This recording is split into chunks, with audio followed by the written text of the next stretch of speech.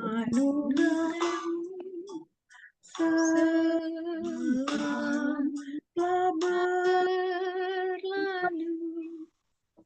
Memuji, bersyukur, memuliakan nama-Mu. Allah Bapa, Putra, dan Roh Kudus. Terima kasih.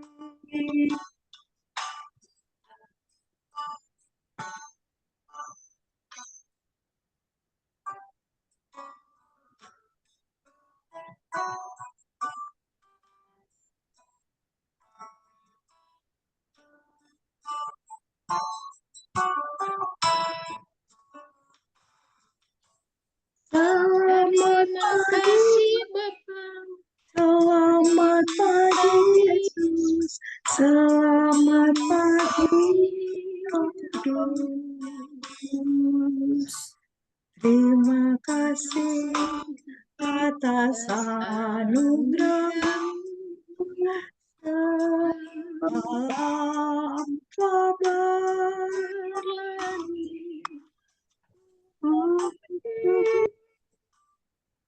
bersyukur, memuliakan nama-Mu. Allah Bapa, Putra, Roh Kudus. Terima kasih. Allah Bapa, Putra, Roh Kudus. Terima kasih.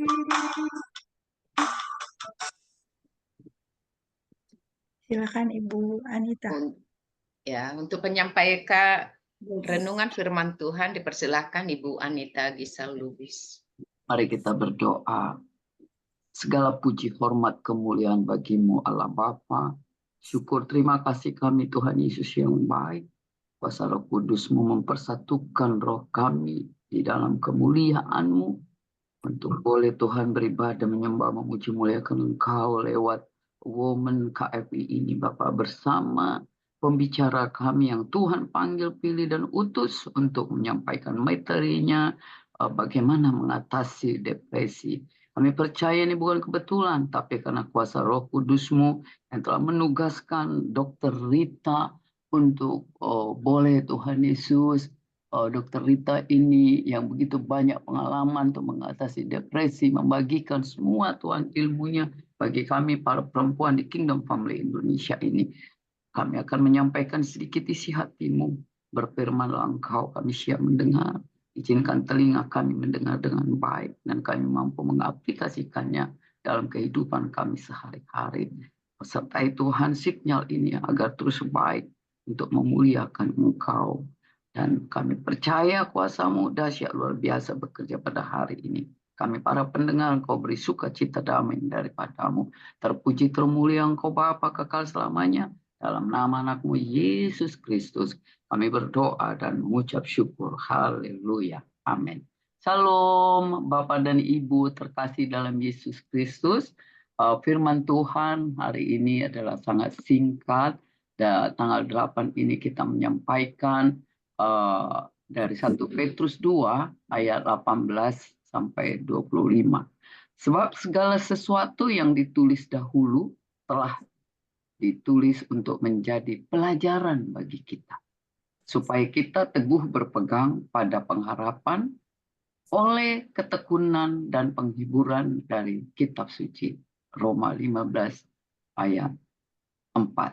Kita percaya nats ini akan memiliki koneksitas, ya, referensi kepada pembicara nanti bagaimana sebagai sahabat, sebagai ibu rumah tangga, ya, bagaimana kita mengalami ada rasa aman dan ada perasaan berharga.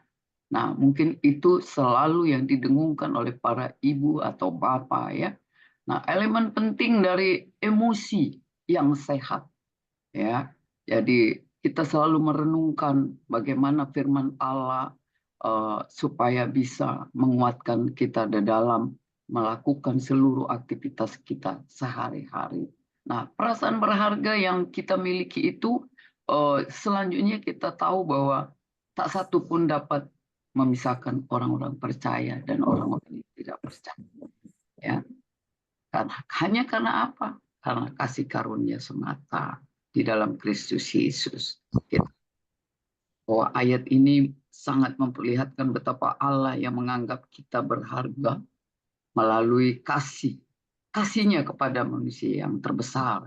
Tidak dapat memberi kita rasa aman jika tidak melalui kasih daripada Yesus Kristus. Karena itu kerap kali kita memang dalam kehidupan ini, sekalipun umat percaya, sekalipun yang sudah dekat dengan Tuhan, sekalipun yang terus-terus beribadah, hanya karena anugerahnya, bukan karena kuat gagah hebat kita. Nah, berharga di mata Tuhan, dan kita memuliakan Dia. Semua itu sudah diatur oleh kuasa Roh Kudus. Dan cepat atau lambat, apapun yang kita alami, semua itu pun sudah ada kalender Tuhan. Ya, karena itu kita sebagai manusia, menjadi tua udah pasti mati. Menjadi muda pasti banyak proses penderitaan. Ya, dari mulai lahir, sekolah, menikah, berumah tangga, bahkan membesarkan anak, semuanya ada masalah. Tetapi kita memang mudah menyampaikan bahwa wah, kita terlalu banyak masalah. Dan masalah itu semua kita umat ciptaan Tuhan memang banyak masalah. Dan proporsional masalahnya. Ada yang dahsyat besar, ada yang sedang, dan ada yang biasa-biasa saja. Karena itu siapapun kita yang diproses oleh Tuhan, bahwa masalah itu, kesakitan itu, penderitaan itu, sakit penyakit itu adalah proses untuk meningkatkan iman percaya kita, bahwa barang siapa yang memiliki banyak masalah, berarti dia adalah umat pilihan Tuhan yang akan diproses untuk menjadi anak pilihannya yang siap bersaksi di dalam setiap profesinya. Karena itu Injil menyatakan bahwa kita memiliki kasih, hanya kasih, karunia dari Allah. Anugerah itulah yang mempersatukan kita dalam berbagai kesulitan apapun. Jadi jika Allah di pihak kita, siapakah yang akan melawan kita?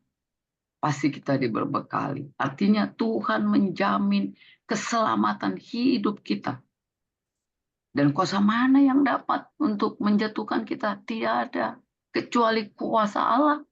Karena itulah kita membutuhkan penguatan, membutuhkan firman-Nya, membutuhkan kita memujinya, menyembahnya adalah untuk semata-mata sebagai fondasi kekuatan bagi kita dari umur yang paling terkecil sampai yang tertua sebelum kita dipanggil kelak masuk di dalam kekekalan Tuhan. Karena itu saudara-saudaraku, keyakinan kita menjadi hidup tenang menghadapi berbagai masalah, berbagai kesulitan, berbagai sakit penyakit, berbagai penderitaan. Tenanglah, teguhlah di dalam iman, tetaplah diam dan berdoa. Dan segala macam persoalan itu kita harus menghadapi dengan ketenangan. Itulah yang diperlukan dari kehidupan kita berserah kepada Tuhan Yesus. Amin. Mari kita berdoa. Ya Allah Bapa yang baik, Kau sumber dari segala pengharapan bagi kami. Tolonglah kami Bapak para Ibu, agar kami dimampukan bertekun dan selalu teguh untuk mendengarkan isi hati-Mu sebagai kekuatan di dalam menjalankan kehidupan kami. Sehingga kami terus sebagai ibu yang optimis, sebagai ibu yang terus termotivasi untuk berbuat hal terbaik di dalam dunia ini. Kami percaya berbagai latar belakang Kau pertemukan kami. Tapi satu hal janji-Mu, Engkau akan senantiasa memberi kami kekuatan menjalani berbagai bentuk apapun. Dan kami percaya anak-anak Tuhan akan sukses membawa keluarganya, baik di dalam kesendirian, baik memiliki suami, apapun kami keberadaan kami. Semua Engkau sudah mengatur. Karena itu inilah kami, para ibu dan bapak yang ada di Kingdom Family Indonesia ini. Naungi kami dengan kasih sayang-Mu. Peluk kami ketika kami dahaga. Cintai kami, ikat dalam tali kasih sayang-Mu ketika kami merasa kesepian, merasa tidak ada yang menolong, merasa sulit. Karena kami yakin Engkau terus akan memegang kami. Dan kami membuktikan betapa kami yang bersuamikan Engkau sekalipun. Engkau terus bahkan mengangkat keluarga kami. Menjadi keluarga yang terus hidup dalam Tuhan. Terima kasih Bapak. Terima kasih Tuhan. Kami akan mendengarkan materi yang disampaikan anak kesayangan juga. Dr. Rita. Urapi Tuhan, berkati dia. Berkuasa dia di dalam kuasa-Mu. Terima kasih Bapa, dalam nama Yesus Kristus kami berdoa dan mengucap syukur. Haleluya. Amin. Silakan Tina. Terima kasih Bu Anita untuk firman Tuhan yang sudah disampaikan, dan sekarang tibalah waktunya untuk kita mendengarkan paparan presentasi dari psikiater yang sudah cukup banyak membantu orang-orang dalam mengatasi depresi, dan sebentar saya akan sampaikan sekilas mengenai biografinya Ibu Dr. Rita. Ibu Dr. Rita Reta Mauli Manurung, MSc SPKJ. Saat ini Tuhan percayakan untuk bekerja di Rumah Sakit Umum Daerah Sunan Kalijaga Demak, dan sekaligus juga di Rumah Sakit NU di Demak juga, yang adalah dominan pasiennya itu adalah dari keturunan saudara sepupu kita. Dan beliau di dalam banyak hal sering menjadi pembicara dan aktif di dalam kegiatan-kegiatan sosial, dan kita sungguh bersyukur, berterima kasih jika pagi hari ini beliau mempunyai waktu, karena biasanya sangat sibuk, beliau bisa bersama dengan kita. Untuk selanjutnya waktu dan tempat kami persilahkan buat Ibu Dr. Rita. Silakan Bu. Shalom Bapak Ibu sekalian, selamat pagi.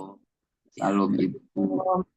Terima kasih pertama-tama kita ucapkan kepada Tuhan Yesus yang sudah memberi kita hari ini hidup, kesehatan, dan kita bisa menerima nanti berkatnya sampai sepanjang hari ini. Terima kasih juga kami ucapkan kepada kakak kami tercinta, kakak Tina Manurung, yang sudah juga memberi kesempatan kepada kami di sini untuk sebagai narasumber. Dan juga terima kasih kepada teman-teman kami, ibu-ibu, bapak yang kami kasihi di dalam nama Tuhan Yesus. Saat ini kita akan belajar bersama untuk mengenai depresi. Apa itu depresi dan bagaimana cara mengatasinya. Minta izin share ininya Kak, bahannya ya. Yang kemarin udah di-share Kak, yang kemarin bahannya itu yang saya kasih Kakak. Ada di sini saya, tapi belum bisa share file ya. Saya cek dulu nih. Iya Kak. Sebentar ya. Iya Kak. Sebentar ya Ibu-ibu. Oke, udah bisa nih saya share file.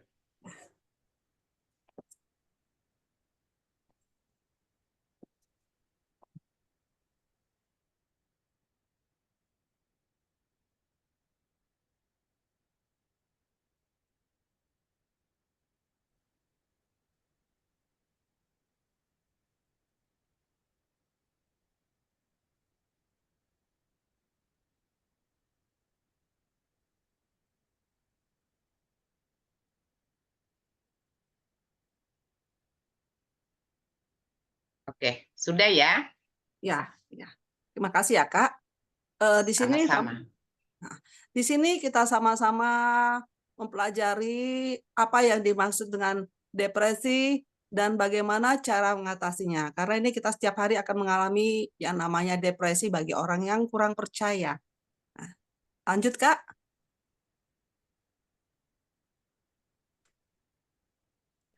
Di sini pengertian depresi. Depresi merupakan suatu kondisi kesehatan mental. Jadi kesehatan jiwa ya, kondisi di mana ini terjadi gangguan suasana perasaan hati yang ditandai yang akan mempengaruhi pikiran kita, perasaan dan perilaku seseorang. Lanjut, Kak. Gejala depresi ada 3 gejala utama ya Bapak Ibu. Pertama, merasa sedih yang berlebihan dan berlangsung lama. Sedih boleh, tapi kalau berlangsung lama, minimalkan 2 minggu atau kalau lebih dari 2 minggu, itu kita harus waspada. Kita boleh sedih, umpamanya kalau anak kita belum pulang, kita sedih. Tapi kalau terus-menerus, minimal 2 minggu, dan berlebihan, nangis terus-menerus, itu yang disebut gejala depresi yang utama. Kedua, kehilangan minat atau semangat. Jadi kalau kita tidak mau melakukan aktivitas yang kita sukai, umpama kayak kita ibu-ibu, bapak-bapak di sini, biasanya pagi kita mau baca firman Tuhan, bernyanyi, tapi ini kita nggak mau, tidak mau berkumpul bersama teman. Inilah yang dimaksud kehilangan minat. Ketiga, rasa malas dalam melakukan aktivitas. Malas itu seperti kita sebagai fungsi peran kita masing-masing, kayak ibu-ibu masak untuk anak-anak, bapak-bapak bekerja. Apabila itu tidak kita lakukan, tugas fungsi kita sehari-hari, inilah dimaksud gejala utama depresi. Jadi 3 ini ya, rasa sedih, kehilangan minat, rasa malas, ini yang disebut depresi. Ini berlangsung bisa 2 minggu, minimal 2 minggu. Kalau masih 1 hari, 2 hari, belum disebut depresi. Gejala tambahan bisa meliputi kejiwaan, fisik. Jadi tubuh kita terdiri dari tubuh, jiwa, dan roh. Jadi jiwa ini yang dimaksud, yang di jiwa kita, fisik ini badan kita. Lanjut, Kak. Oke. Di sini gangguan mental karena depresi. Pertama, kita sering menyalahkan diri sendiri, merasa kurang. Aduh, tadi saya nggak memberangkatkan anak saya tidak mendoakan. Selalu nanti muncul perasaan diri sendiri. Kedua, artinya merasa tidak berharga, rendah diri. Kita boleh rendah hati, tidak rendah diri. Artinya kita jangan mengatakan saya tidak mampu apa-apa, padahal Tuhan kita Yesus memberikan kemampuan kepada kita untuk melakukan segala sesuatu bersama dengan Roh Kudus-Nya. Dan berikutnya putus asa. Ini juga ada rasa khawatir. Boleh khawatir dan cemas, tapi tidak berlebihan. Yang keempat, akibat dari depresi ini juga tanda-tandanya kita bisa mudah marah, sering menangis. Terus yang menimbulkan akhirnya susah untuk berpikir dan konsentrasi. Dan ini bisa terjadi pada yang lingkungan sekitar kita. Dan yang paling membahayakan daripada depresi ini adalah menyakiti diri sendiri. Contohnya, berusaha melakukan percobaan bunuh diri, minum obat-obatan, menyayat tangannya, merusak tubuhnya. Lanjut, Kak. Lanjut, Kak. Slide berikutnya, Kak. Oke. Sebab depresi di sini bisa kita lihat, 1, faktor biologis. Biologis ini terjadi karena adanya proses infeksi di otak. Misalnya faktor fisik, infeksi di otak misalnya kayak gangguan mental, epilepsi, ayan. Di mana kondisi-kondisi di otak kita berubah, ukuran otak kita berubah. Kedua, zat kimia pada otak.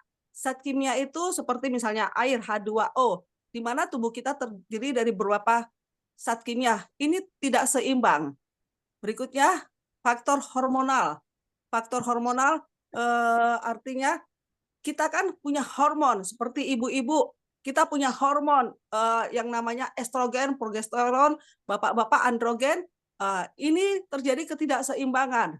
Jadi depresi ini gampang terjadi karena faktor hormonal.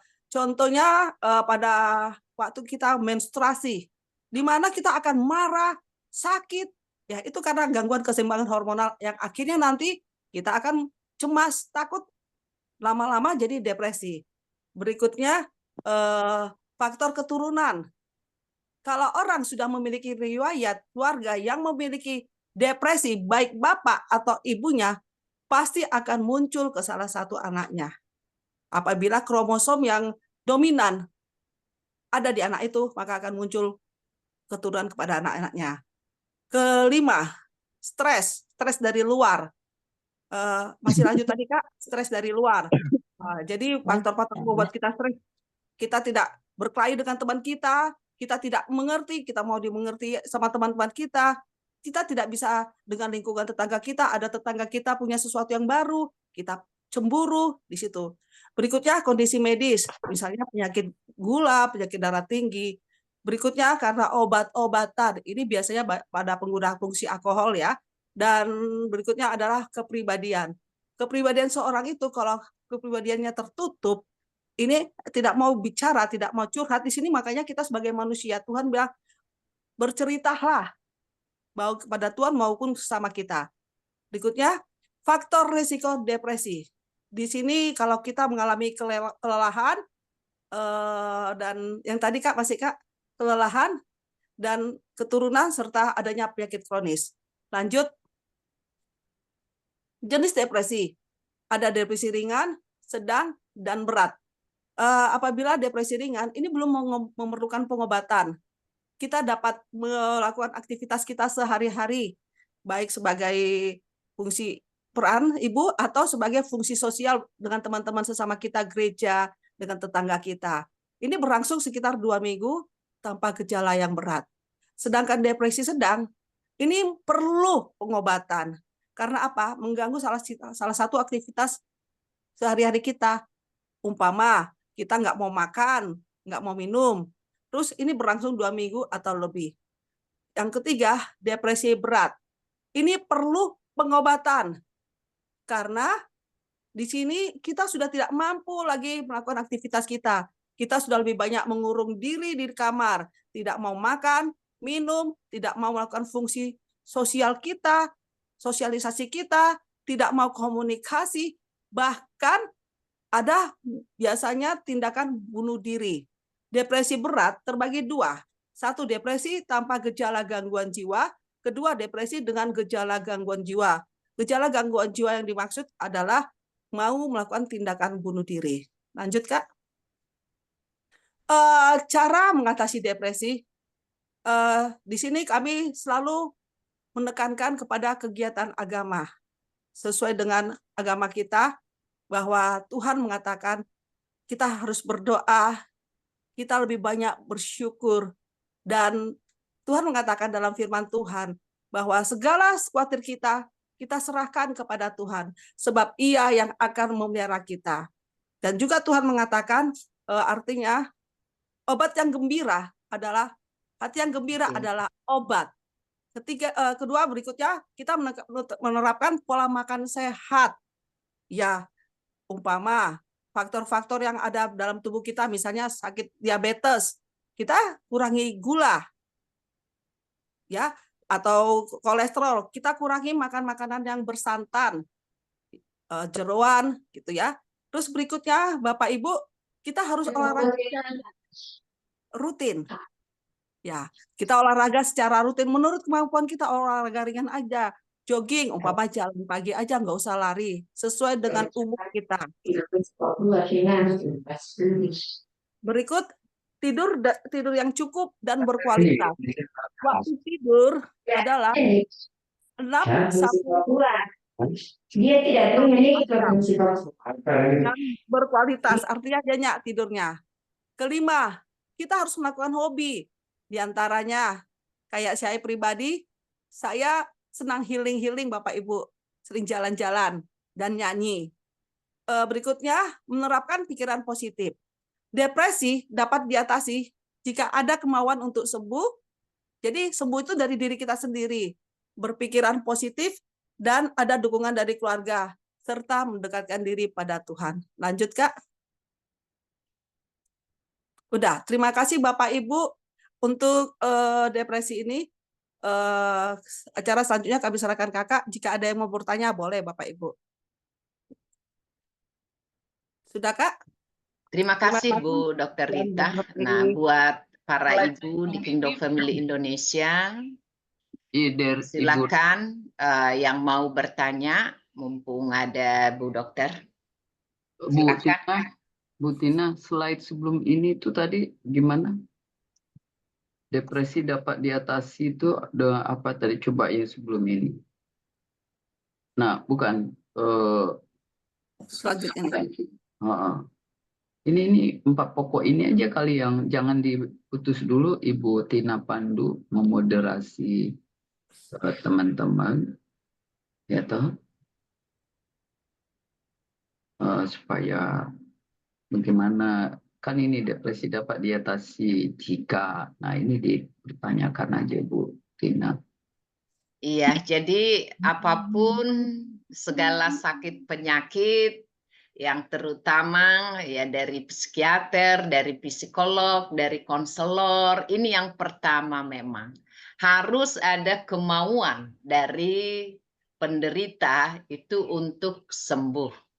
Nah, sekarang dalam hal yang 4 ini silakan apakah kita nih sebagai wanita di Kingdom Family Indonesia dan para bapak yang saat ini bersama-sama dengan kita.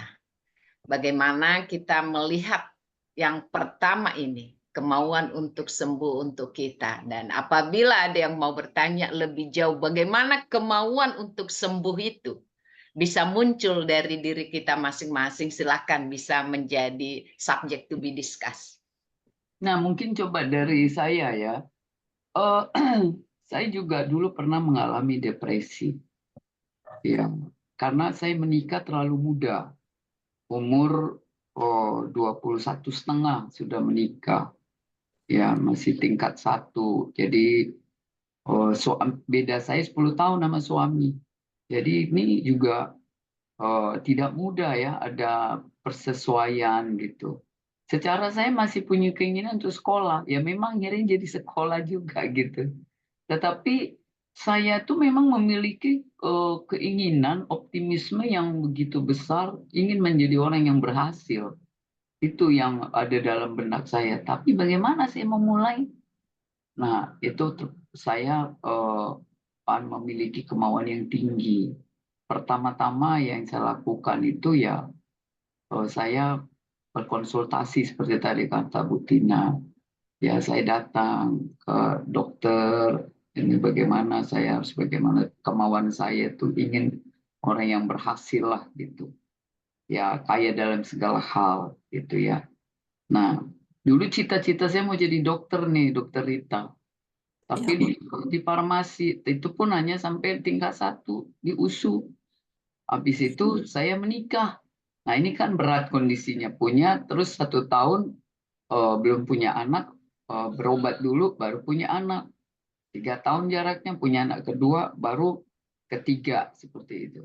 Tapi saya karena punya keinginan dan suami itu karena mungkin 10 tahun lebih tua, ya ngemong lah gitu ya, ngemong.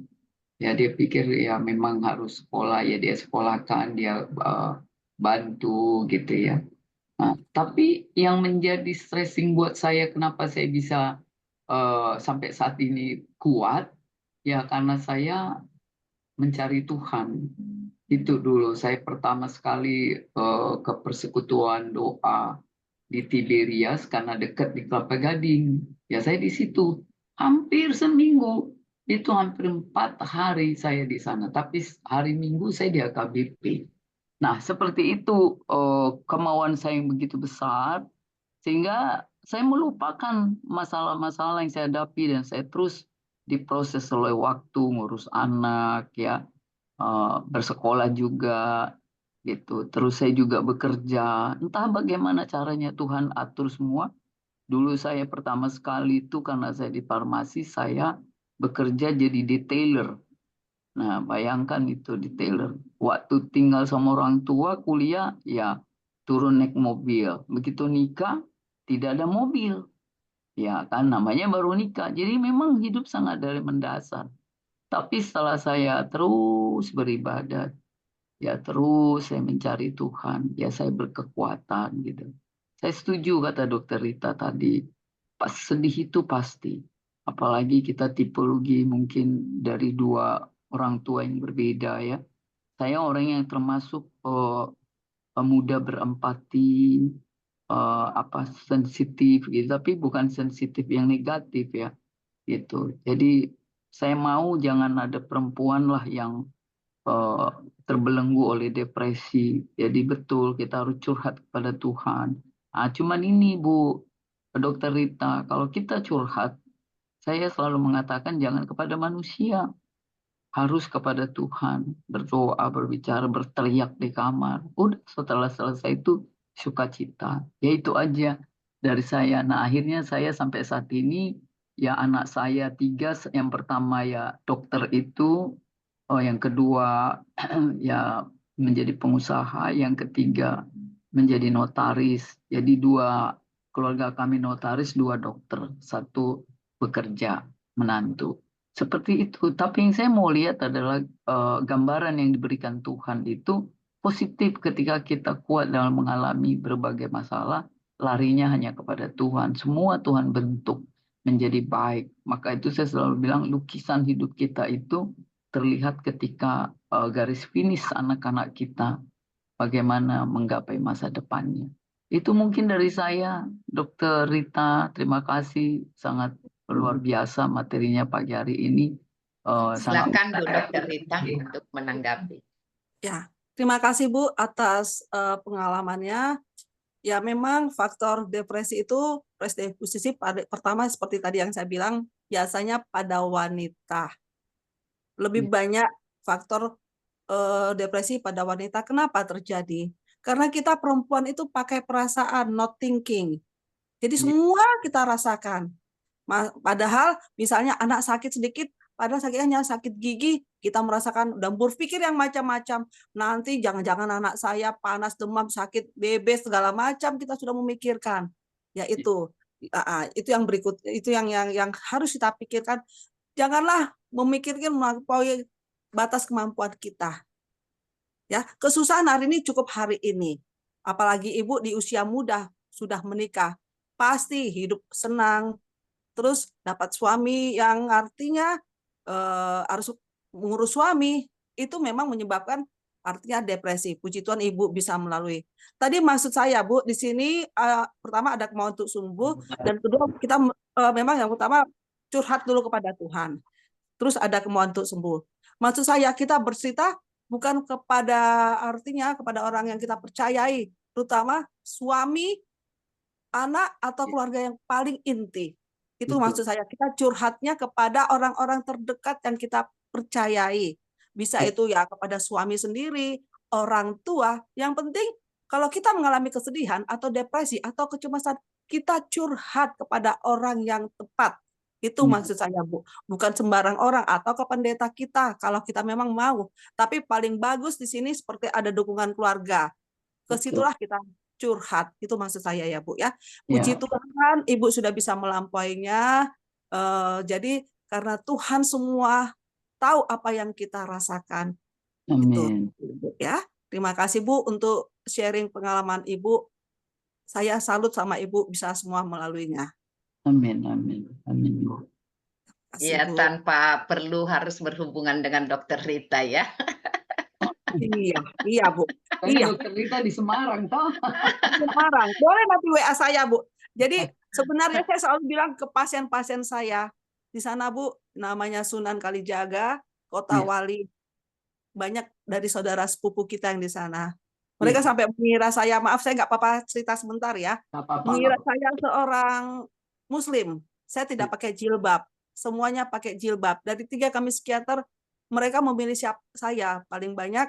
Saya mau sama Dokter Rita. Jadi setiap ketemu dengan saya, duduk di depan saya, kamu bercerita. Semuanya sampai di sini rahasianya kamu. Saya bisa membagikan apa yang artinya mendengarkan. Gitu. Jadi saya pribadi sudah pernah mengalami itu Bu. Iya. Pengalaman saya, suami saya meninggal, si kakak tahu. Beliau yang mengenalkan saya dengan almarhum suami saya.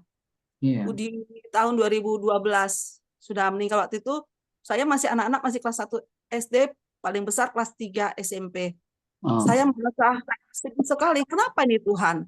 Saya hampir artinya melakukan tindakan, aduh sudahlah sekalian maaf, saya memang percaya Tuhan. Untuk apa sih saya hidup? Bahkan waktu mau meninggal saya masuk ke kuburan, untung orang tua saya cegah. Saya akhirnya saat tahun itu juga 2012 meninggal suami bulan 3, saya ikut sekolah. Jadi nggak tahu dituntun Tuhan. Saya masuk ke UGM. Saya mikir, Tuhan saya nggak mampu Tuhan. Dalam keadaan saya sedih, meninggal suami, apa saya mampu? Tapi saya serahkan semua kepada Tuhan. Dan puji Tuhan, pengumuman saya lulus. Amin. Masalah.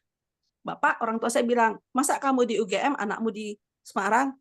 Akhirnya yang membuat saya benar-benar tersadar, Bu, anak saya nomor 1 dan ya anak saya nomor 1 ngomong begini sama saya, Mami, kalau kita semua sedih, Papi itu meninggal. Tapi kalau Papi, saya dikasih mujizat sama Tuhan seperti Paul Wigglesmith membangkitkan orang yang meninggal, dan artinya Papi yang saya bangkitkan. Kamu ngapain di situ tidur nangis-nangis, Mami? Di situ saya tersadar, Ibu.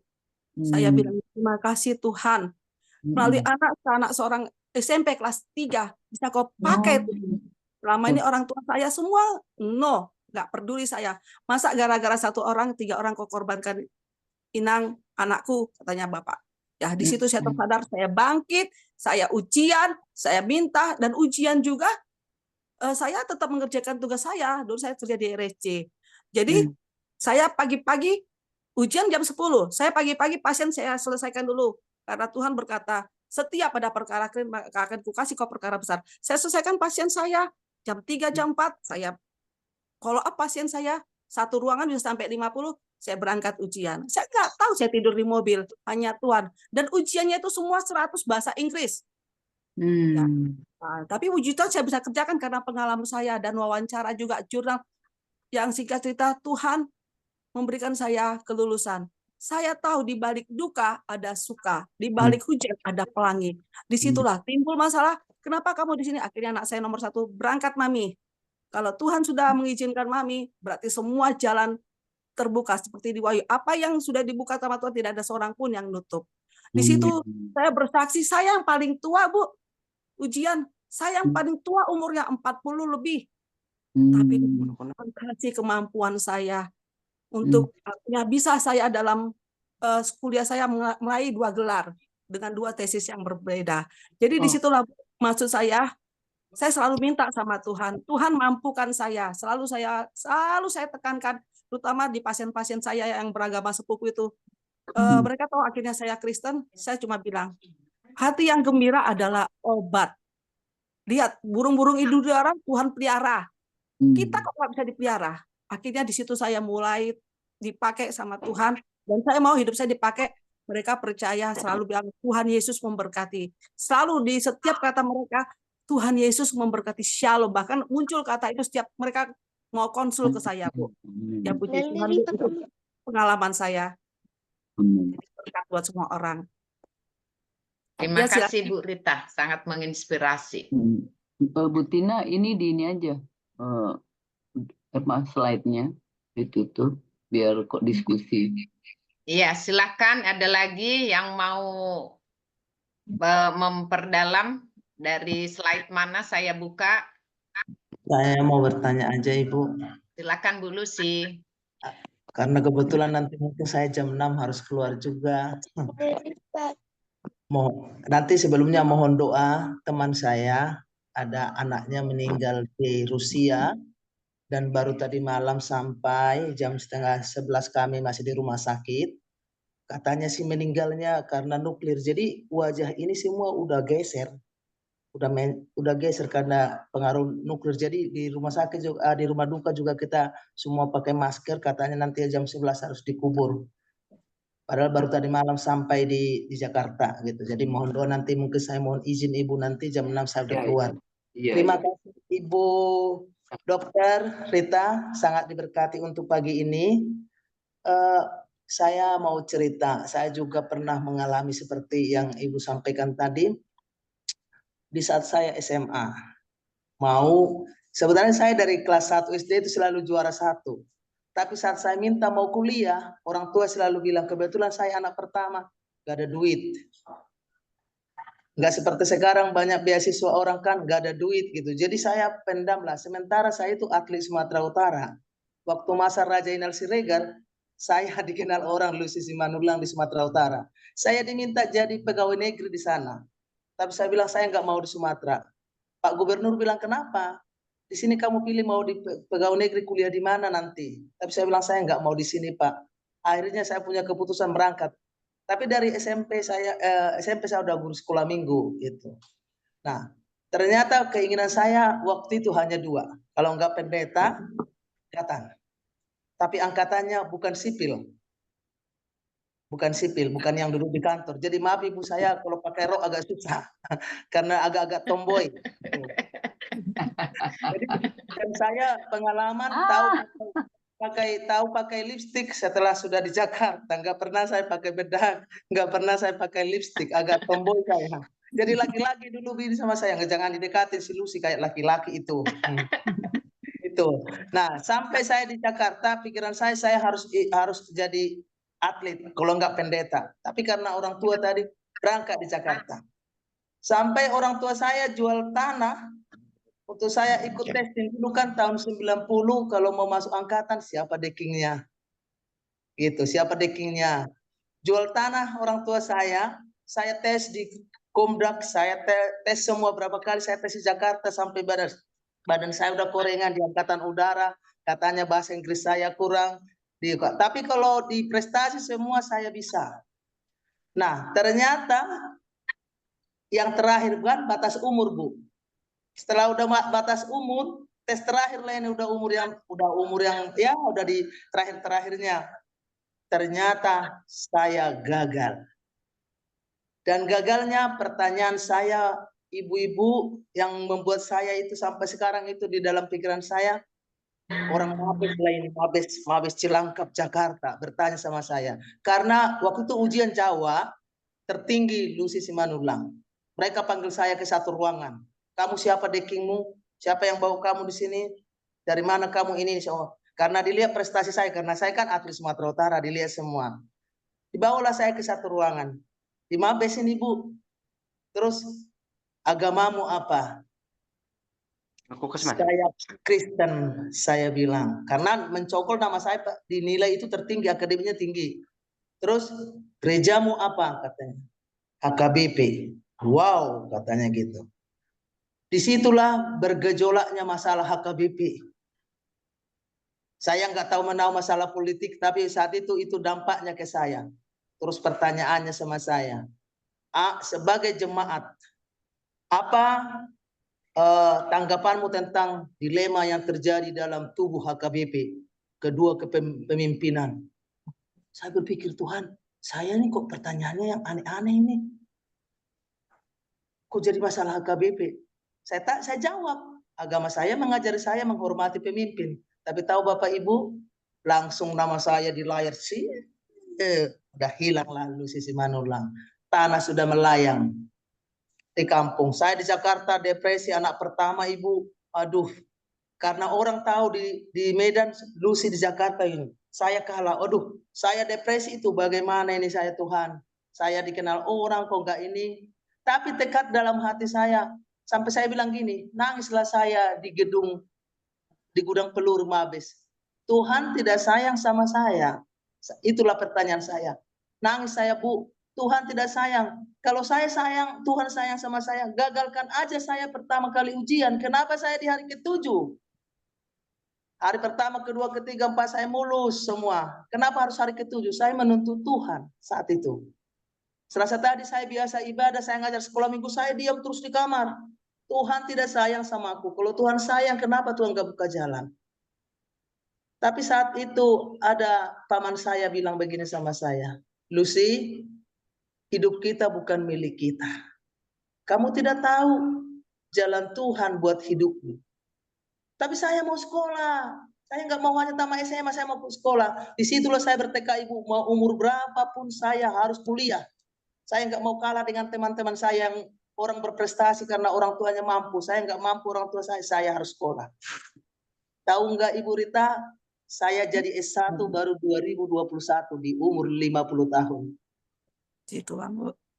Itu saya tepatin. Terus setelah udah saya gagal itu, setelah dibilang paman saya begitu, saya berdoa. Saya lihatlah kayak ada di tembok itu tangan itu menurut saya tangan Tuhan Yesus seperti ini. Di tembok itu waktu saya yang lagi nangis-nangis itu, Tuhan tidak sayang sama aku, diginiin saya. Kayak maksudnya sini, kayak gitu. Langsung saya ke gereja. Mulai sekarang saya nggak mau, saya harus ke gereja. Pasti kata paman saya, Tuhan itu punya rancangan bagi kita. Itu saya ke gereja, ternyata tahu 2 minggu kemudian saya lah yang memimpin gereja Kurnaposo pemuda. Tiba-tiba ada Inci yang memanggil saya, kamu siapa? Itu siapa yang dirijennya? Oh itu Lucy, boleh ketemu dengan saya. Singkat cerita saya dipanggil dia. Dari situlah saya sampai di Jakarta kerja sama dia sampai saya menikah sama dia. Saya tidak melamar pekerjaan, tapi ibu itu yang melamar saya di gereja. Ibu itu yang melamar saya. Barulah setelah udah itu saya nangislah saya, Tuhan, ternyata ini jalanmu buat hidup saya. Bukan mesti harus angkatan saya. Jadi karena bapak ibu saya nggak jadi pendeta, waktu itu ditawarinlah saya majelis gereja, saya nggak di sini. Ditawarin saya nih dari pemuda, saya udah ditawarin, saya enggak. Tapi setelah ada sekolah evangelis pemberitaan Injil, wah ini saya mendaftar. Pak, saya pendaftar yang pertama waktu untuk Jakarta evangelis. Saya pendaftar, saya mau di sini saya. Itu. Jadi seperti yang Ibu bilang tadi, ada kemauan dari diri sendiri. Memang saya bilang, memang ya hidup kita ini waktu itu memang susah. Bagaimana kita dari kehidupan yang biasa, kita dikawal-kawal, dibawa-bawa, disediakan sarana mobil di Raja Inal Siregar. Saya di Jakarta jadi nggak apa-apa. Untuk melewati ini semua saya betul-betul merasa depresi. Tapi saya ingat itu, memang tangan Tuhan itu yang ini seperti yang Ibu bilang tadi, dekat dengan Tuhan. Itu yang saya rasakan dan itu yang membuat saya sekarang. Tapi kadang suami saya bercanda gini, untung kau nggak masuk. Kalau masuk kau ke itu dulu, nggak kenal sama saya, nggak jadi kita. Itu kata suami saya, Ibu. Nggak kenal saya jadinya, kalau kamu jadi ke sana keangkatan, nggak kenal saya lagi, katanya. Jadi sekarang apapun pekerjaan orang, saya bersyukur, saya udah dipanggil Tuhan menjadi anak Tuhan. Itu untuk pribadi saya. Yang kedua ada ini Ibu Rita, ada mertua saya. Dan mungkin nanti saya butuh nomor telepon Ibu. Mertua saya ini kakak beradik dari mertua saya. Ini aktif banget.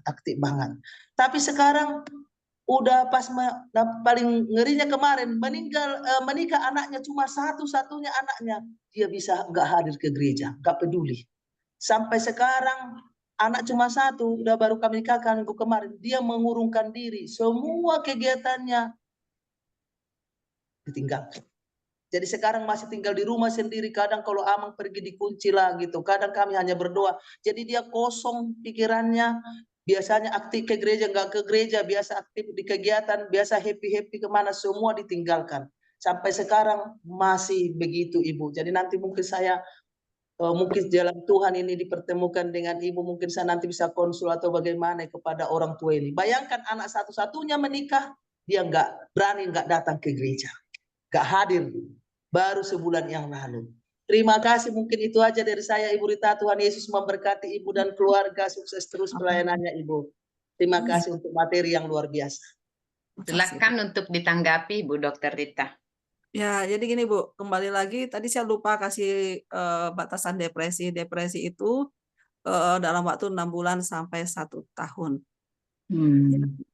Tapi mulai depresi, kesedihan yang trias depresi itu 3 itu tadi sedih, tidak ada semangat, malas untuk melakukan aktivitas, mulai dari 2 minggu. Jadi kalau dalam 2 minggu semuanya itu berlebihan, itu yang namanya depresi. Apabila ini berjalan sampai 6 bulan, 1 tahun tidak sembuh, puji Tuhan saya nggak sampai 1 tahun, itu yang namanya depresi. Sekarang ada lagi menurut WHO, Badan Kesehatan Dunia, nomor 2 sekarang paling banyak tahun 2020 yang paling utama adalah penyakit jantung. Nomor 2-nya depresi. Dan nanti akan tahun 2030 tetap depresi urutan nomor 2. Dan kita di sini juga kita sudah banyak lihat artis-artis, orang kaya, orang miskin. Nanti dengan gampangnya bunuh diri bersamaan. Sudah kita lihat banyak artis-artis yang terkenal bunuh diri. Jadi tetap nomor 2 depresi. Inilah yang kita harus hadapin. Terima kasih Bu. Di situ kita lihat bahwa rancangan Tuhan itu adalah rancangan damai sejahtera. Apa yang tidak bisa kita pikirkan, yang tidak pernah bisa timbul di hati dalam dan itu akan Tuhan berikan untuk kita. Jadi menurut kita, menurut Ibu, Ibu artinya saya mau jadi ini. Ternyata Tuhan bukan di sini loh anak. Bagianmu bukan di sini. Kamu ada yang lebih indah lagi yang aku kasih. Di situ Bu. Ternyata Tuhan bilang, Tuhan tidak akan membiarkan kita sendirian di padang gurun. Tuhan akan membuka semua jalan untuk kita Bu. Ya puji Tuhan Ibu bisa artinya walaupun umur Ibu 50, tapi saya salut lihat Ibu bisa jadi seorang sarjana loh Bu. Ada kalanya orang, udahlah malas untuk sekolah-sekolah. Tapi di sini Ibu bisa menyelesaikan sekolah dengan baik. Ibu bisa artinya di usia yang tua juga bisa semuanya lulus dengan tepat. Itu semua karena apa? Kembali lagi tangan kuasa Tuhan melalui Roh Kudus-Nya itu yang membuat Ibu bisa artinya bangkit dan juga ada kemauannya Ibu. Untuk namanya mertuanya Ibu, ya kembali lagi Bu, faktor predisposisi depresi itu pertama memang perpisahan, baik perpisahan mati atau perpisahan secara cerai. Itu Bu. Yang kedua kembali lagi kegagalan. Kegagalan Ibu kan gagal artinya di mabes. Jadi gagal untuk sesuai cita-citanya itu menyebabkan depresi. Untuk mertua Ibu nanti boleh Bu prinsipnya boleh nanti konsul ke saya tapi asal ada kemauan untuk sembuh. Asal ada yang paling penting, iya, dukungan keluarga tetap Bu. Anggap aja mau diapapun kita dimarahin, kita diapain, kita tetap mendukung. Yang paling utama untuk depresi ini yang saya baru telat belajarnya. Nanti kalau Bapak Ibu semua punya anak, punya cucu, pertama saya terangkan dulu ya. Perkembangan anak menurut suatu artinya ilmu daripada ahli ilmu, ada fase oral.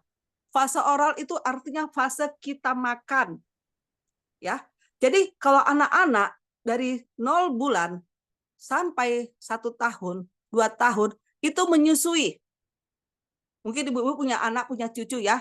Pada saat nyusui, lekatkan di sini karena attachment. Ya, itu yang paling utama, kelekatan kita, kedekatan kita. Nah, jadi jangan kita punya masalah fase oral ini kita langsung udah anaknya di ini. Dan saya kurang setuju dengan pumping, saya nggak setuju. Saya sebagai dokter dan dokter anak, kita nggak ada kelekatan. Kita dipeluk. Begitu kita nyusui anak, kita peluk. Itu yang pasti akan membuat dia tenang. Apabila fase ini terganggu, inilah nanti akan menjadi depresi. Dia kurang untuk makannya dia. Kalau kita lihat orang banyak makan, merokok, salah satunya dia kekurangan perkembangan di fase oral, hambatan pertumbuhan di fase oral. Jadi kalau orang makan terus, dia kurang untuk di fase makannya ini dan merokok, ya. Ini nanti kalau terhambat dia lama-lama jadi depresi. Kedua, fase anal. Anal itu anus. Jadi mau kencing, ada pertumbuhan anak ya, mau kencing, mau BAB, itu kita jangan mengganggu anak. Kadang kita ibu-ibu, nenek-nenek, udah cepet. Nanti ada cacing di situ. Maaf ya, di situ. Ini nggak bisa. Akhirnya apa? Dia tidak puas untuk kencing, tidak puas untuk BAB. Akhirnya apa? Timbul kecemasan. Awal penyakit gangguan jiwa adalah pertama kita cemas, khawatir, deg-degan, pusing, badan lemas. Timbullah gejala depresi, tidak merasa dihargai, tidak dibutuhkan, merasa bersalah. Apabila ini terhambat, ini menyebabkan gangguan kecemasan di fase anal. Berikutnya, fase oedipal. Oedipal ini mulai dari anak SMP ke SMA. Di sinilah paling banyak anak-anak yang pinter, anak-anak yang pendiam, dibully.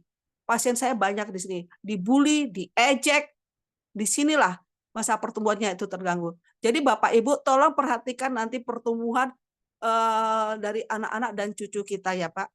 Jadi yang perlu kita lakukan adalah setiap hari saya lakukan itu ke pasien saya juga ke keluarga saya, ke pasien saya jabat tangannya. Artinya aliran apa yang kita alami, kita bagikan ke mereka. Ke keluarga saya dekap. Anak-anak mulai dari kecil saya dekap. Sekarang juga nggak apa-apa karena kita lakukan walaupun sudah tua. Artinya, aduh malulah sama mama gitu. Kita dekap, saya selalu begitu. Dengan dekapan itu artinya mereka merasa ada loh yang bersama dengan saya, ada loh yang dukung saya. Itu kita lakukan Bapak Ibu terhadap suami juga begitu. Terhadap yang tadi Ibu yang tadi, tolong Bu mertua sering dipeluk. Semua bersatu dipeluk. Dipeluk Bu. Jadi merasa tidak sendiri. Itu Bu. Jadi pada saat-saat ini jangan biarkan orang depresi kan itu merasa sendiri, mau ngurung diri. Inilah yang paling bahaya kalau mengurung diri sendiri, nanti timbul pikiran-pikiran mau mengakhiri hidup. Jadi mari sama-sama kita artinya mencegah mengatasi depresi karena tahun 2030 depresi urutan nomor 2. Baik dia kaya, baik dia cantik, baik dia orang yang terkenal ataupun tidak terkenal. Sekarang depresi bunuh diri bukan hanya orang-orang yang nggak mampu secara ekonomi, mampu secara ekonomi. Contohnya kayak artis Tommy Page ya, banyak loh itu melakukan depresi, melakukan bunuh diri karena mereka tidak menyadari hidup itu dari Tuhan. Itu ya Bu. Untuk Ibu tadi, tolong nanti mertuanya kita kalau ngomong secara ngomongan tidak, tapi merangkul menunjukkan kasih sayang. Semua itu bisa kalah. Depresi itu bisa kalah dengan kasih. Seperti Tuhan juga mengasihi kita, bagaimana kita juga bisa mengasihi sesama kita, terutama mertua Bu. Ya, jadi bolak-balik harus dipeluk Bu. Kalau ngomongan saya rasa saat ini belum, ya, karena terjadi gangguan hormonal itu ya Bu ya. Nah, itu nanti boleh Ibu konsul ke saya, bisa Bu. Ya, Tuhan. Terima kasih Bu Dokter Rita. Jadi Bu Lucy karena mertuanya yang perempuan ya, kalau mertuanya laki gimana Dokter Rita mau meluknya? Mertuanya laki, oke. Kalau mertua laki nggak apa-apa, kita rangkul gini aja. Artinya, memang sih kita orang Batak gitu, kita rangkul pundaknya atau kita salam, kasih minum, sediakan waktu untuk perhatian. Ini juga penting. Perhatian itu artinya waktu kita. Sekarang kan banyak orang, maaf, kita kumpul dengan anak, tapi handphone yang nomor 1. Jadi pertemuan itu, dukungan itu bukan masalah kuantitas, mau 10 jam, tapi kualitas pertemuannya tidak ada. Tidak ada artinya ngomongan. Disitulah kita penting, Bu. Saya selalu bilang ke pasien-pasien saya pribadi, kalau ketemu dengan anak-anak, handphone simpan. Ini waktu kita untuk bicara. Apa yang kamu keluhkan? Jadi kualitas pertemuan itu ada. Kayak Bu Lucy nanti sediakan waktu, entah kasih goreng pisang lah, jabat tangannya, dengan menjabat tangan aja sudah artinya mengalir. Tapi jangan saat Ibu sedih, Ibu jabat tanganan, itu transfer nanti Bu. Pada saat kita gembira, tunjukkan muka kita bahagia. Pasti nanti terjadi. Jadi prinsipnya, 1, kita meluangkan waktu ini dukungan keluarga. Saya selalu ke psikoterapi ke keluarga, psikoedukasi keluarga. Tolong sediakan waktu. Sediakan waktu untuk orang-orang begini. Memang kadang nanti dia cerita panjang kali lebar, dan dia lebih banyak diam, nggak apa-apa. Kasih yang menurut kita, misalnya melalui minuman, teh, gitu ya. Sebelum ke obat-obatan, saya selalu mencegah jangan dulu deh ke obat-obatan. Karena ke obat-obatan nanti akan panjang prosesnya. Gitu. Kalau terus yang berikutnya ya rangkulan, perhatian, yang paling penting itu perhatian dan kasih sayang. Gitu. Apabila ini sudah terlewatin, tinggal nanti pasti akan gampang. Ya, karena saya sudah mengalami sendiri. Anak saya ketemu saya bicara berdua. Nanti Mami, seperti Paul Wigglesworth, saya bisa dikasih mujizat sama Tuhan. Saya sampai mikir, membangkitkan orang meninggal. Hanya papi yang saya bangkitkan, habis itu tidur lagi. Saya mikir, lah Tuhan pakai dia. Di situ saya baru tersadar, Ibu. Ternyata perhatian, waktu, mid time-nya kita, itu semua kita tidak ada mid time ke keluarga. Beneran. Tidak ada. Itu yang sekarang menyebabkan orang-orang banyak artinya curhat ke tempat yang lain. Gitu ya, Bu. Ya, ya Bu. Makasih ya, Bu. Terima kasih Bu Dokter Rita. Jadi benar, sangat benar ya. Jadi bukan masalah kuantitas, tetapi masalah kualitas. Dan kita pastikan pada saat kita berinteraksi, bertemu, itu kita bebas dari gadget. Di satu sisi, saat ada perkembangan teknologi memudahkan kita, memperdekatkan, tagline-nya Telkom itu, the world is in your hand. Jadi dunia itu dalam genggamanmu. Tapi pada saat kita, dunia di dalam genggaman kita, maka realitas hidup kita jadi jauh. Kita dekat, tapi menjadi jauh. Jauh menjadi dekat. Kalau dulu awalnya teknologi berkembang, mendekatkan yang jauh. Sekarang teknologi itu jadi menjauhkan yang dekat. Pada saat makan, kita di meja makan. Semua sibuk dengan gadgetnya. Dan yang dia tonton, yang dia dengar, yang dia baca, akan sangat mempengaruhi dia. Nah, dalam berkaitan dengan depresi di sini, sebagaimana disampaikan Dr. Rita, dan begitu juga dengan testimoni kehidupan dari tadi Bu Anita, Bu Lucy, saatnya lah kita untuk merangkul di dalam kasih dan membuat nih jurang-jurang pemisah dari kita sendiri dulu nih. Jangan kita sendiri juga selalu dengan gadget mania nih. Jadi seolah-olah ya saya pernah ketemu gitu, dia yang undang saya untuk konseling, tapi dia sibuk dengan gadgetnya. Dan sebagai konselor tentunya saya ini dikasih harus memampukan diri dan menyiapkan diri untuk menjadi pendengar yang baik.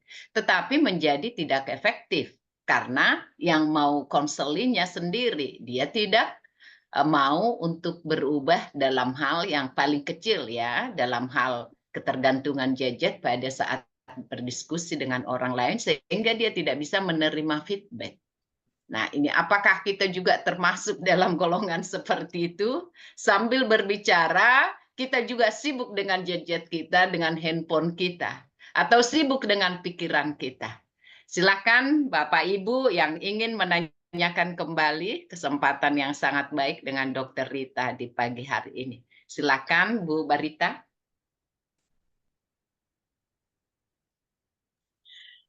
Terima kasih Ibu Rita pemaparannya. Istimewa sekali, terus terang buat saya ini membangkitkan semangat karena putri saya anaknya 3. Dia banyak sekali keinginan untuk sekolah, untuk maju. Ya baru kemarin kejadiannya dia bersungut-sungut karena melahirkan, karena punya baby. Aku jadi ketinggalan, Mama, teman-teman aku udah begini begitu. Saya hanya diam. Kadang-kadang memang kita perlu jadi telinga saja kan.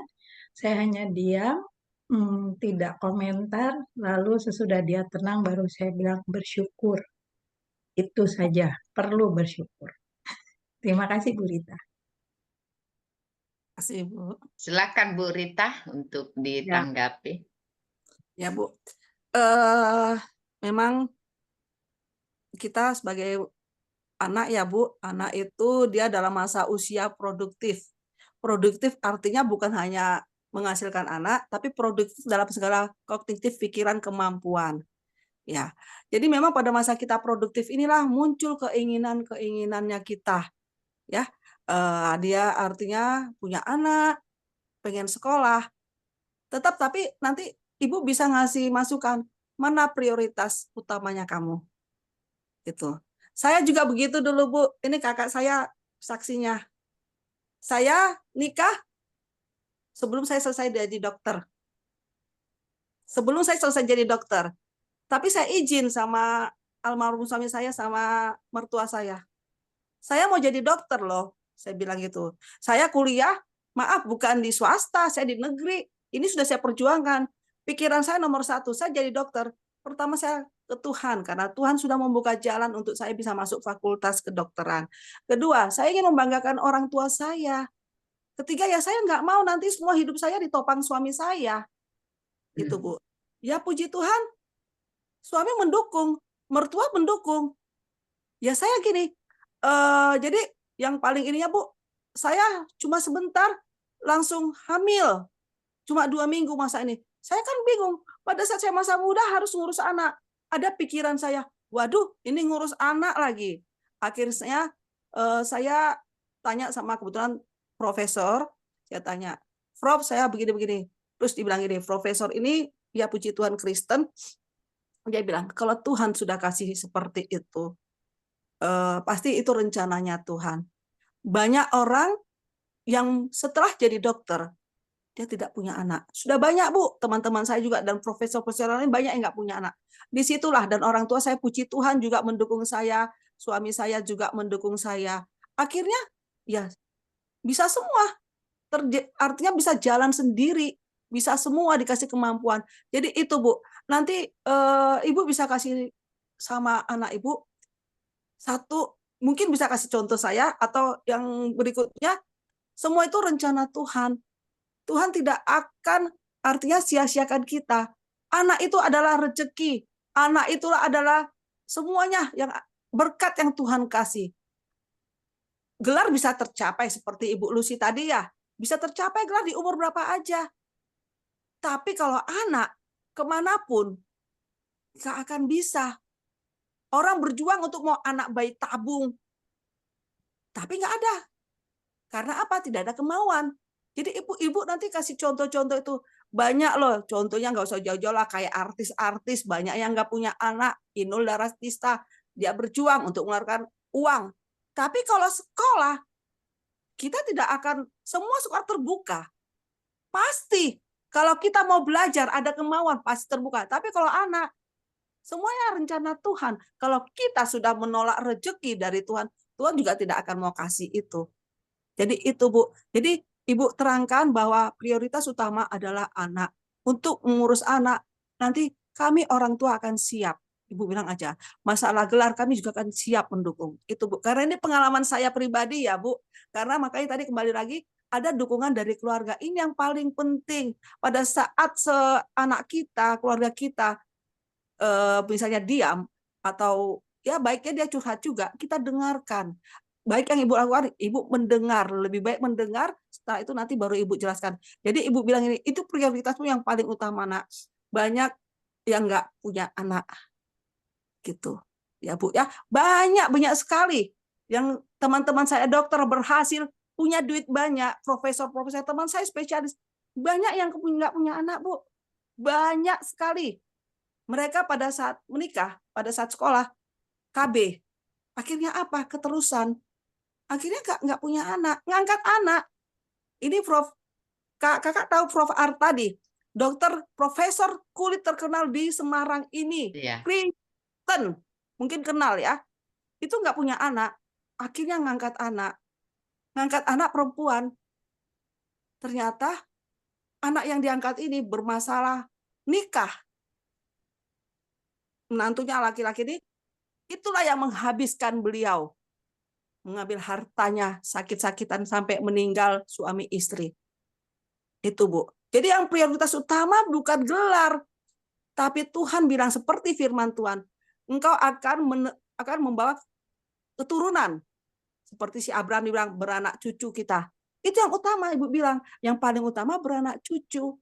Gitu ya, Bu. Masalah gelar dan lain-lainnya, Tuhan bilang, asal kita mendekat kepada Tuhan.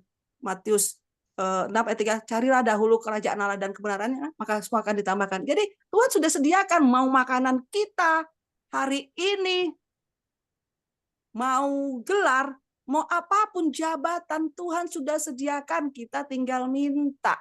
Tapi masalah anak, itu berkat. Itu kalau kita sudah tolak, Tuhan gak akan mau ngasih. Itu nanti ya, Bu, ya. Itu ya, Bu.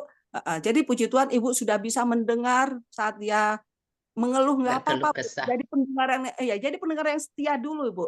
Tapi nanti Ibu bisa ngasih tahu bahwa anak itu berkat rezeki daripada Tuhan. Itu, Bu. Terima kasih, Bu. Terima kasih, Bu. Silahkan Pak Raffles. Iya, jadi tadi karena Ibu sudah sebut ayatnya, jadi saya mau bukan menanggapi sih, saya cuma mau menambahkan itu masalah konseling itu penting sekali. Mazmur 62 itu, Bu, ya. Hanya dekat Allah saja aku tenang. Dan itu kuncinya di ayat 9. kunci dekat Allah itu ayat 9. Pertama percaya, lalu curhat. Ya, jadi itu prinsip saya dalam konseling. Jadi menumbuhkan mereka dulu percaya kepada Tuhan, lalu mereka curhat sama Tuhan. Ya, saya hanya saksinya saja, mendengar. Dan kalau bisa mereka juga yang menemukan jalan keluarnya. Kira-kira apa jalan keluarnya? Sehingga ketergantungan pada konselor itu kita minimalisasi. Karena banyak konseling yang sangat terikat pada konselornya. Dan memang itu ada konselor yang memang senang kalau konselingnya terikat sama dia. Ada apa-apa datang lagi sama dia. Kalau saya tidak. Ya, saya kuatkan dia dalam kepercayaannya kepada Tuhan dan dia bisa langsung curhat sama Tuhan. Ya, mungkin itu saja yang saya tambahkan. Ibu, makasih luar biasa materinya. Terima kasih Pak Raffles. Jadi silahkan Dr. Rita untuk menanggapi. Ya, puji Tuhan Pak, benar semua. Pertama memang kita hanya percaya kepada Tuhan. Ya, di dalam kita percaya itu ada iman. Ya, kita beriman kepada Tuhan, bukan hanya iman itu dasar dari sesuatu yang tidak kelihatan dan yang kita harapkan.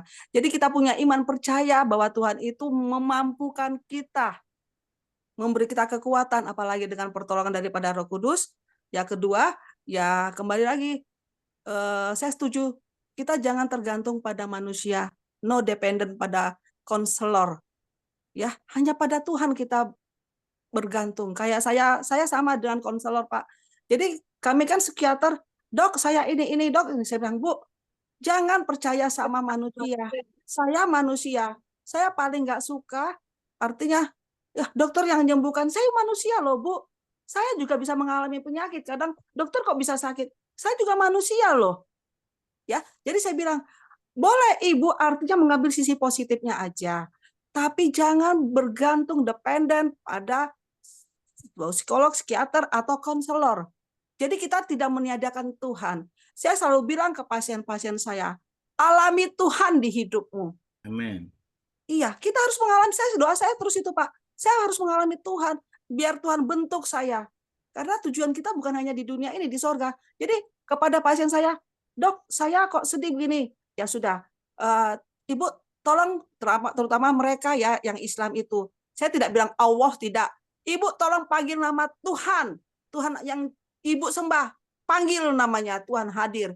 Dan berikutnya saya selalu bilang, Ibu punya malaikat, kita punya malaikat.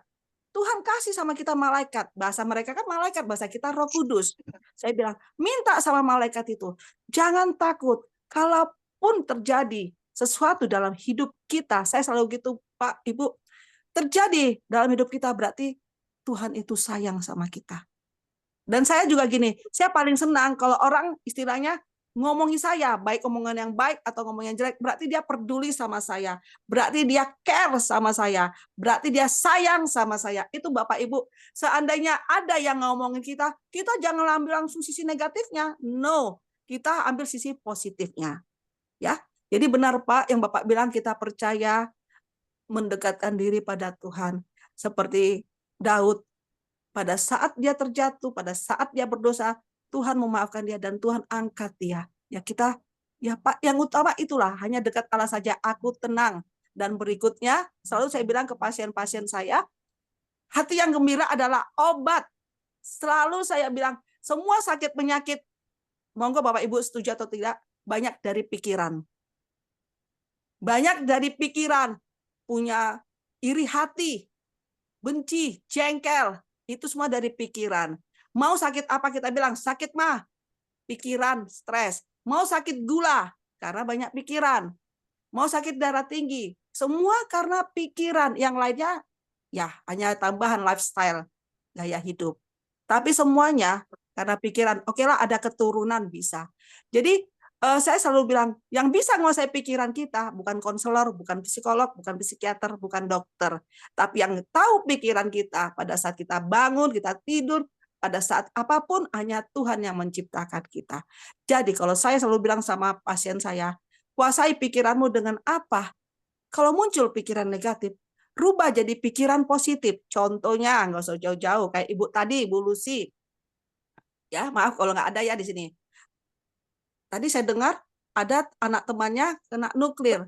Takut dengan artinya dengan efek itu. Sama kayak kami dulu dokter COVID. Kami harus maju loh. Tidak ada kata dokter istirahat. Tapi saya selalu berdoa, Tuhan mampukan saya, terutama hari ini saya harus bahagia. Itu aja. Kunci utamanya saya harus bahagia. Itu Bapak Ibu. Jadi hati yang gembira adalah obat, itu benar-benar saya lakukan. Jadi kayak tadi Bu Lucy, nggak usah takut minta perlindungan Tuhan. Ya puji Tuhan bisa melihat temannya, itu kebaikan berkat yang diberikan sama Tuhan, kemampuan untuk datang, kadang-kadang menghindar. Lebih baik kita menghadapi kayak seperti itu, tapi minta perlindungan Tuhan dengan cara hati yang gembira. Saya setuju dengan Bapak, Pak. Kita harus percaya, semakin dikuatkan iman kita dan dekat dengan Tuhan saja. Terima kasih, Pak. Puji Tuhan.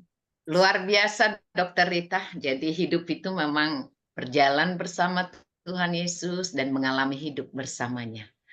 Pengalaman hidup, dan itulah sebenarnya inti dari kekristenan itu sendiri ya.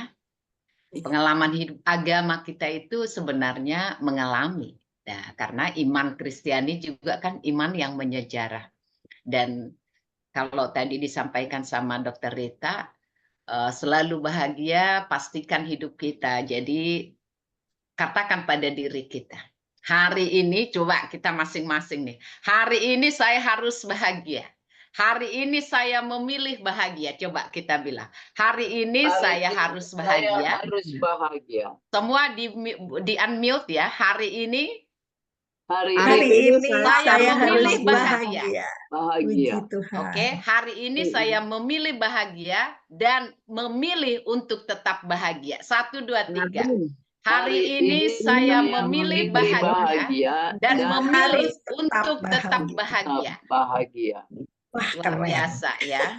Ya, Jadi jadi kita harus terus jadi satu- ditambah cantiknya lagi dan memilih tetap awet muda. Amin.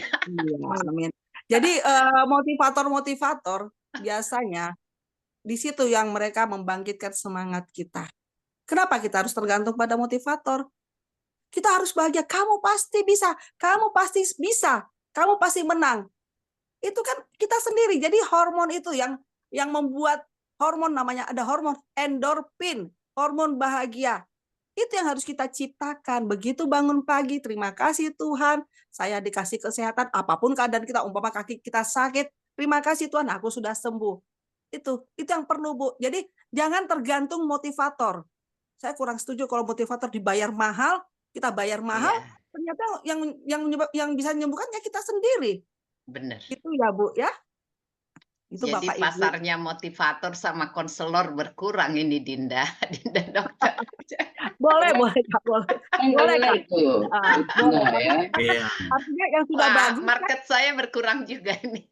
Benar, Dokter Tapi Rita. itulah. boleh, tapi maksudnya jangan, artinya kalau mereka terus dependen sama kita, bahkan mengganggu gitu. Saya Benar. sudah alami, ya mengganggu kita. Jadi jam 2, jam 3 kita ditelepon. Jadi kita kan juga perlu istirahat. Kadang pada saat kita kurang istirahat, apa yang kita pikirkan, kita ngomongkan, kadang nanti agak tidak Disconnect. Ya. iya, disconnect. Nah, Iya, benar tuh, Dok. Kalau Kemarin kepada saya- teman-teman di Cipinang saya bicara tentang itu.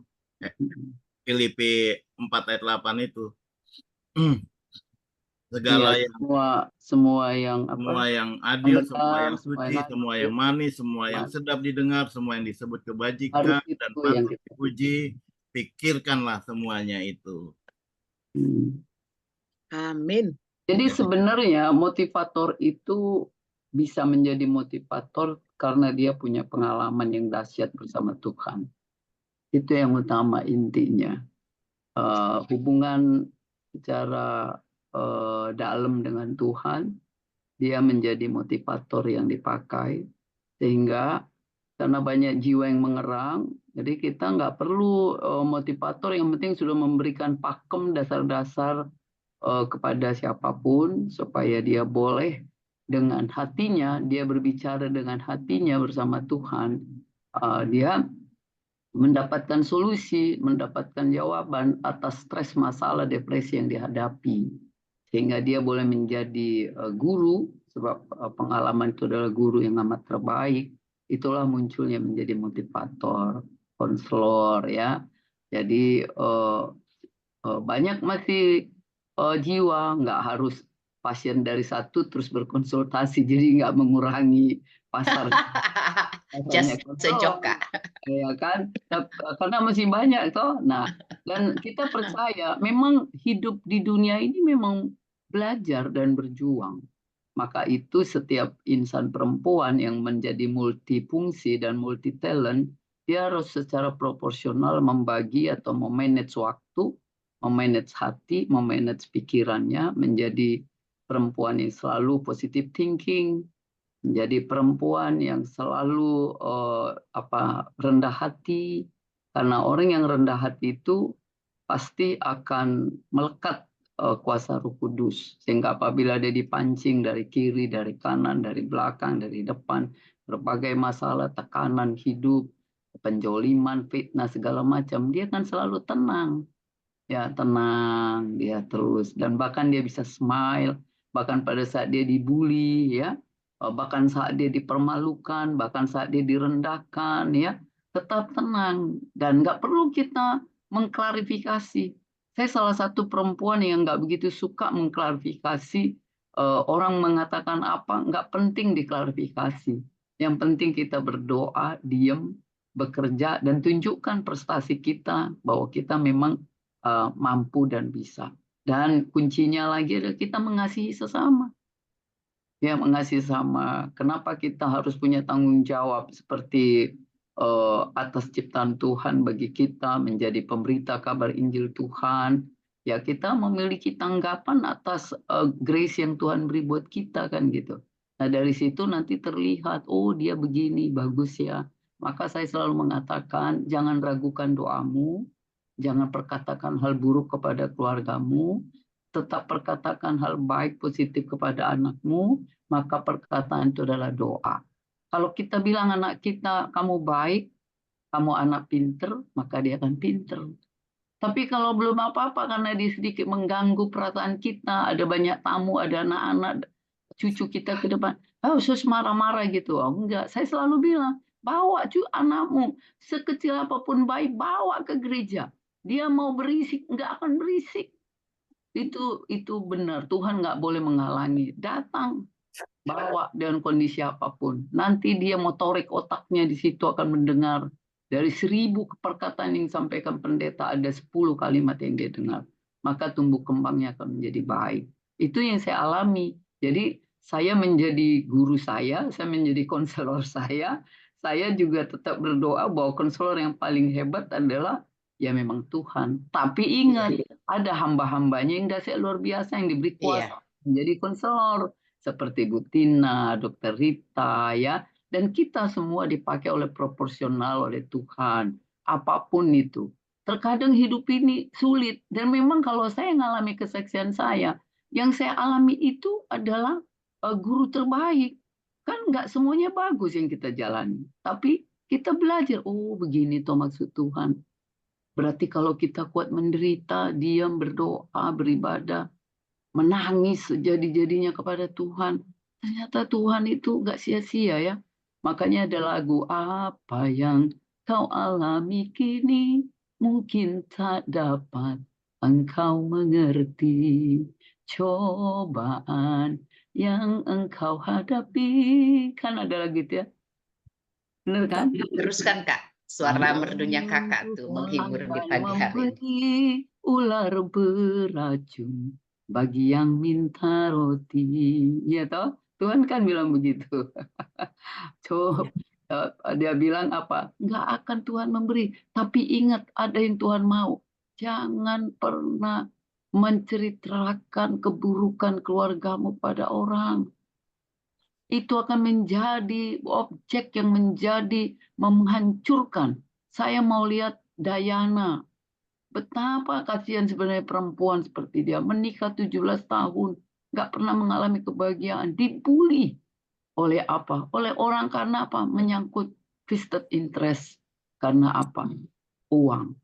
Maka itu kita hidup bukan karena dasar uang ya. Jadi uang itu biarlah mengalir atas segala prestasi kita apapun itu. Aminkan. Walaupun kita mendapat rezeki sedikit, itu akan bertahan lama. Tuhan cukup-cukupkan gitu, nggak akan kekurangan. Kalau kita nggak tinggaling-ngaling, maksudnya lempeng lurus seperti yang dialami oleh Dokter Rita. Saya ngalami sekali juga itu. Nah, tapi ya puji Tuhan, barang siapa yang kuat di dalam penderitaan, barang siapa yang kuat mengemban salib, kita semua punya salib. Nah, pasti nggak ada orang yang nggak punya salib. Dari mulai sekolah, mulai mau menikah, berumah tangga, punya anak, menyekolahkan anak, mencari kerja anak, baru mengawinkan anak. Kita pikir udah selesai tugas kita. Seperti yang saya alami. Belum, Bapak Ibu. Pasti kita apa? Tapi kita udah berubah posisi. Menjadi tiang doa. Kita tinggal pendoa saja bagi cucu. Betul kata Dokter Rita tadi. Saya pun ngalami kalau cucu saya jatuh. Jantung saya seperti jatuh. Karena ternyata cucu itu menjadi lebih dekat kepada kita daripada anak kita. Jadi cucu itu kalau dia jatuh, aduh, saya ngalamin sakit gitu loh. Bu Rita udah punya cucu kah belum? Belum. Bu Rita, Bu Tina belum ya. Nanti coba bersaksi, benar nggak yang saya alami? Mungkin Bu Barita udah, aduh gitu. Jadi saya selalu menasehati, kenapa suka konflik anak dengan mama?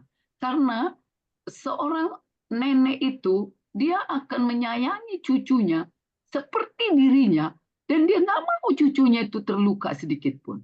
Tapi jangan meninabobokan. Saya selalu bilang, sayang, Angelika, kakak baik.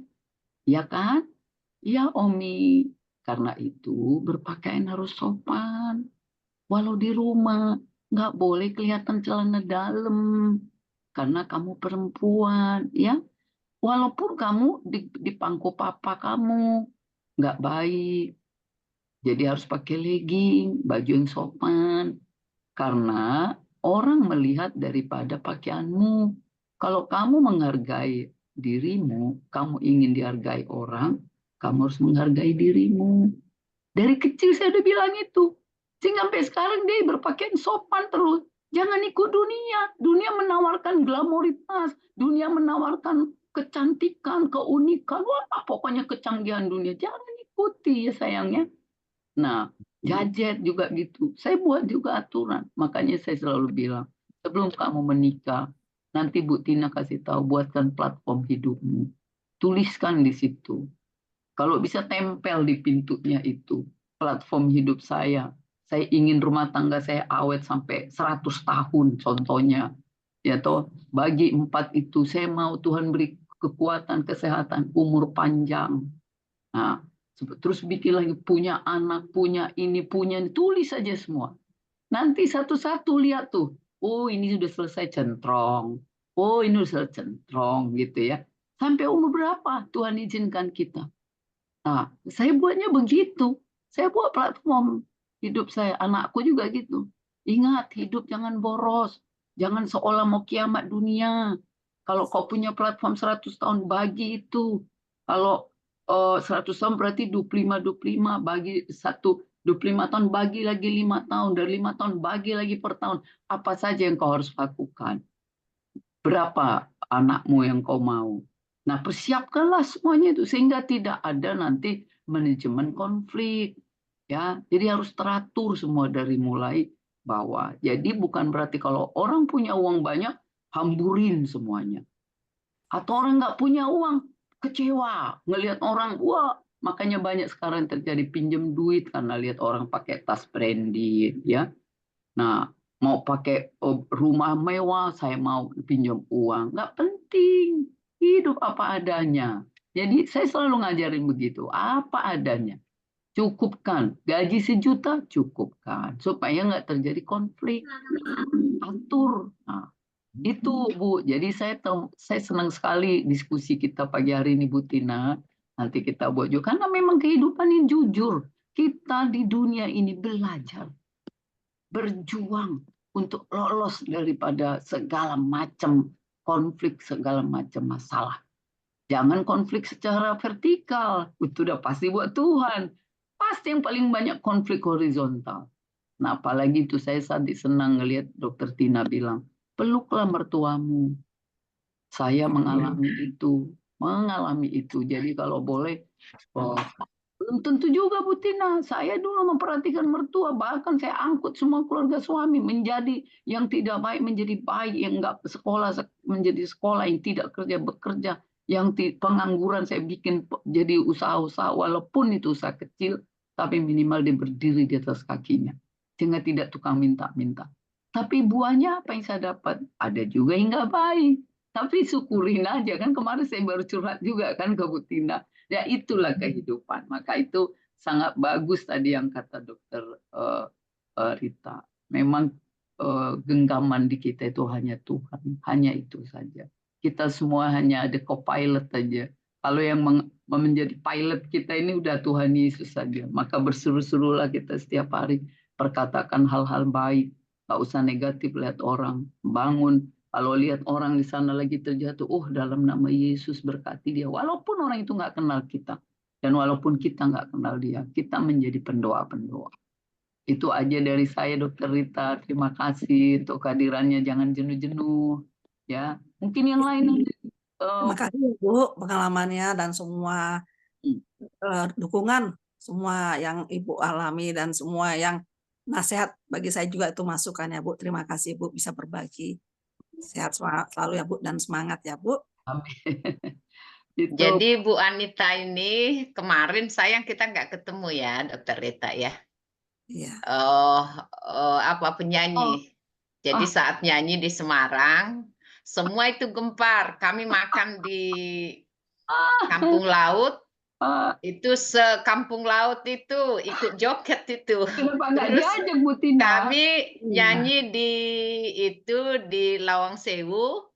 Nah, sama di situ juga gempar semua itu. Semua pengunjung ngumpul ke kita. Puji Tuhan Bu, talentanya luar biasa. Nah, jadi beliau memang serba bisa. Nyonya Simarmata itu Ibu. Kita Bu sama Anita kok kita. Geselubis. Mardongan tubuh. Ya. Jadi jadi kalau kami sama Dokter Rita, ya saya lihatlah beliau ini, Dindaku ini dari Luar masih biasa. kecil-kecil. Jadi kita terbiasa itu sebenarnya tanpa ngomong pun hatinya udah saling tahu gitu ya. Yang paling saya salut lihat Dokter Rita, memang betul itu. Janda itu pasti diurapi, diberkati Tuhan. Benar itu. Anaknya sukses semua. Saya melihat itu. Opu Joder juga tahu kan, Kak Tina kan? Itu tahu Opu Joder. Anaknya 2 tahun ditinggal. Anaknya masih kecil-kecil semua. Anaknya lumayan hebat-hebat. Punya menantu dokter, spesialis. Anaknya kerja di pajak. Gitu. Ibu, Pak Raffles udah angkat tangan dari tadi. Oh iya, silakan Pak. Pak Raffles. Bukannya tadi beliau. Enggak, beliau bilang keren gitu. Iya, itu bukan ngangkat tangan, dia bilang. Jadi benar tuh Bu, Dokter Rita itu. Betul. Saya melihat semua janda itu sukses. Gitu. Sukses. Iya. Anaknya Bu Dokter Rita juga dokter semua kan Bu Tina? Iya, satu dah yang ini Immanuel mau tamat, yang David juga lagi sekolah kedokteran. Belum ada yang nikah Dok, belum ada yang nikah. Belum Bu, belum ada. Kita jodoh-jodohkan, ini banyak nih teman-teman nih. Boleh Bu.